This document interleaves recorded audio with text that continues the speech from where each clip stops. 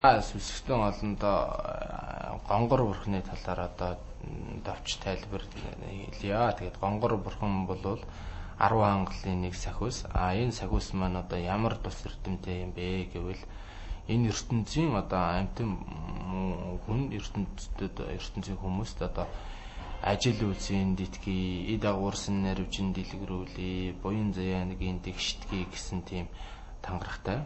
Энэ сахиусыг шүтсэн, энэ сахиуст одоо сахиусыг шүтэж явдаг, энэ сахиусыг одоо сэржмийг өргүүлсэн, энэ сахиусыг одоо доромплын маш олон тоолуулсан ийм хүмүүст бол одоо буян заяа наривжин дэлгэрүүлж эд агуурс одоо аривдах тийм одоо тус эрдэмтэй. Тэгээд одоо бүтэхгүй байгаа ажил үйлсээ даатгаж